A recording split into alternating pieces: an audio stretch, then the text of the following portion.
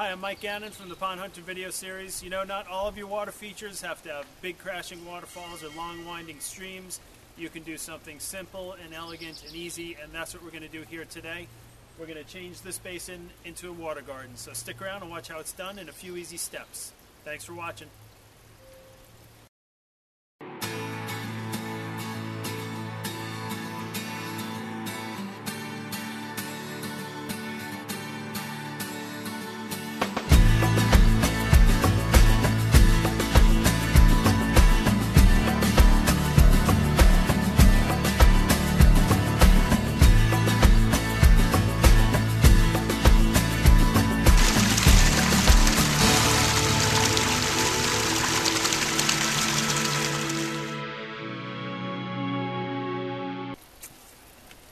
Okay, so the plan here is pretty straightforward. We're going to use an assortment of hardy and tropical plants to create our water garden. We're going to have a little bit of gravel inside here. We're going to have an aeration system as well. Very easy to do. Let's go take a look at the plants. Let's take a look at our pond plants. We're using just some classic varieties here. Hardy water lily will come back year after year, puts out a nice flower. These are about 30 bucks.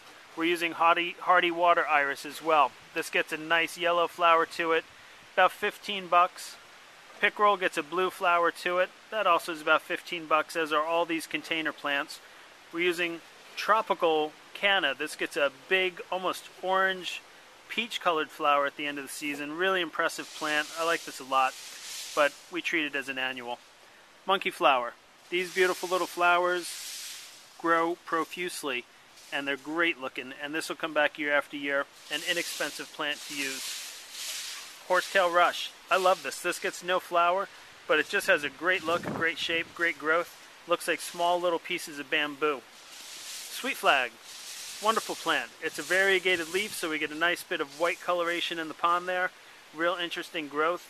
Long lance-like leaves that grow up and out of the water. Really good looking plant. And finally, parrot feather. Parrot feather grows above and below the water surface, and these leaves will spread out along the surface of the water and float on it, and they get nice red tips during the fall. This will come back even though it's considered somewhat of a tropical plant.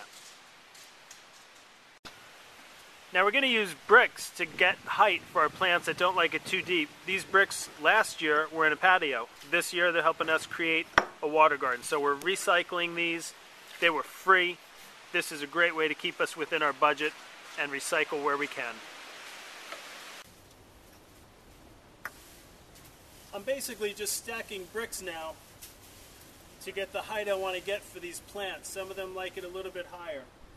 And I want just a little bit of water over the crown of the plant. So this looks just about right for the height that we're going for.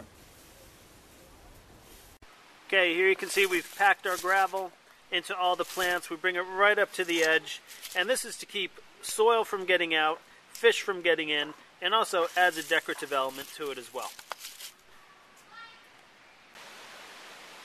For aquatic plants, there are liquid fertilizers and there are tablet fertilizers.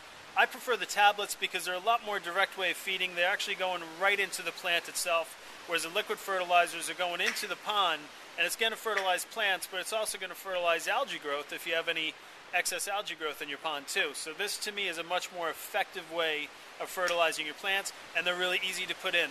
Let's check it out. The tabs basically are going to go right into the plant itself. You can push them down into the soil, kind of spread your gravel back over to keep it in place, and that's it. Easy stuff. Here's our aeration system. Sounds pretty fancy, but it's not. It's very simple. We're using an all-weather outdoor air pump. This has a single output, which we're going to connect to our silicone hosing, which is very durable stuff. And then at the end of the hosing, we have our diffuser block. This is going to create small air bubbles that will oxygenate and circulate the water. And that's it. Simple setup. Costs about 60 bucks. There's the air pump bubbling away down there in the corner to give us some circulation and oxygenation in here, helping to purify the water. We have all our plants staged inside here now. You can see the varying levels with the bricks, different plants at different heights for their particular liking. The water lilies go in the deepest portion. And the emergent plants, obviously you're going to get some height on them as well. So now we're ready to get the rest of our gravel in and start filling her up. Now I started off saying we're not going to do a waterfall or anything like that, but it's always fun to have a little bit of water movement in any water feature, so we've added a spitter to it. Check it out. Here's our beautiful water feature, a little spitter coming right down into the pond. It's nice. So here we go, our finished product. This was a quick, easy, inexpensive project. It took us only a few hours to put this all together.